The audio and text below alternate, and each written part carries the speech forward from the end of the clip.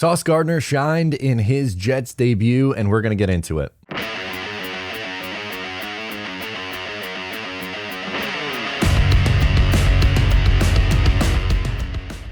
Hey, what's going on? I'm Matt O'Leary, back with another video, and today we're talking about Sauce Gardner and his positive impact on the Jets in Week 1. Before we get started today, I just wanted to mention you can follow on social media at Matt O'Leary NY, and if you haven't already, please make sure to check out the Just Jets podcast. New episodes drop every Wednesday, midweek show. We are recapping Week 1, previewing Week 2. Should be a ton of fun. Support for today's episode comes from Vincero Collective. If you aren't familiar with Vincero yet, well, they make exceptionally crafted and stylish watches at an affordable price, like this guy right here. Love this guy. You can finally look like a baller without having to spend like one. But if you're listening to this pod, there's a pretty good chance that you're going to win your fantasy football league this year. You might as well look good while you do that.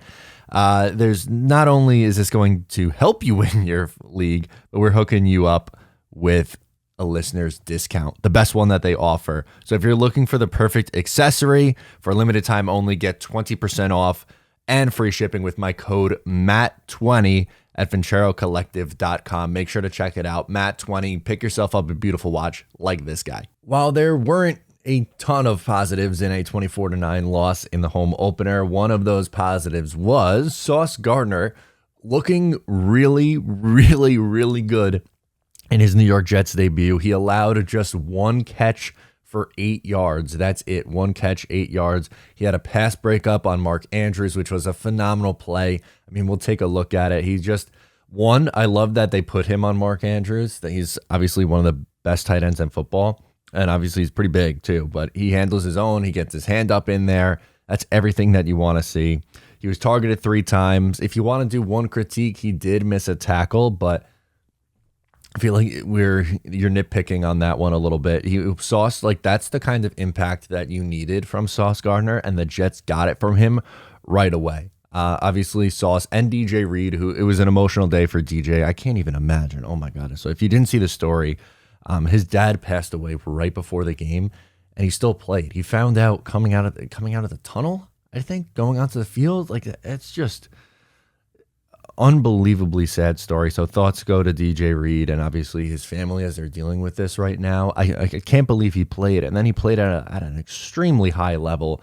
The two of them were fantastic. Again, the Jets, obviously, when they signed DJ Reed in free agency and then spent a top 5 pick on a corner, I guess it showed you what they thought of their cornerback room. Now, I'm a little higher on Bryce Hall than some, I guess.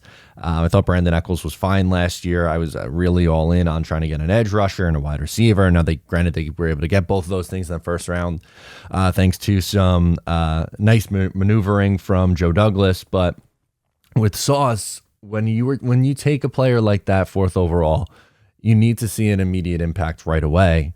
And obviously, it's his rookie year. There's going to be ups and downs, but the highs, if they look like that, that's going to be really impressive. Now, I know that the Ravens don't have the most impressive receiving core. Even still, they had him on Mark Andrews too, a tight end, and their most impactful receiving threat. But you really can't ask for too much better. You can't.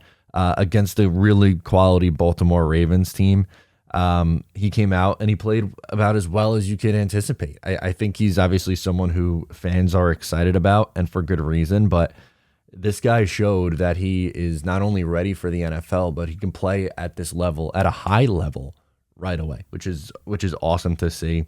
Obviously, in the coming weeks, he's probably going to be tested a little bit more. This upcoming week, he is going up against the Cleveland Browns. So that wide receiver core definitely looks a little bit nicer than the Baltimore Ravens one.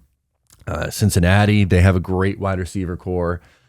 We know how good they are. And Pittsburgh, they are really deep at that position as well. So he's going to be tested a lot over the next 3 weeks. But I thought he passed his first test with flying colors. Again, you can't ask for too much better out of Sauce Gardner in his Jets debut. I thought he was impressive. Obviously, throughout the preseason, we didn't get to see him a whole lot. The Jets didn't play their starters a ton. And when he was on the field, he didn't have no one threw to his side of the field, which is, I guess, a plus. But ultimately here, I think it's it's pretty cool to see him come in and play right away and play at a high level right away. So Gotta love that. Sauce Gardner shines in his Jets debut. Sound off in the comments below what you thought of Sauce Gardner in his first game as a New York Jet. Are you excited the rest of the way? Defensive Rookie of the Year? Maybe. That might be tough for a defensive back to win, but nothing's impossible. Anything's possible. Kevin Garnett, Matt O'Leary. So that'll do it for me. Thank you so much for tuning in. I'm Matt O'Leary. Make sure to give the video a thumbs up, like, subscribe. Appreciate the support. I'll catch you next time.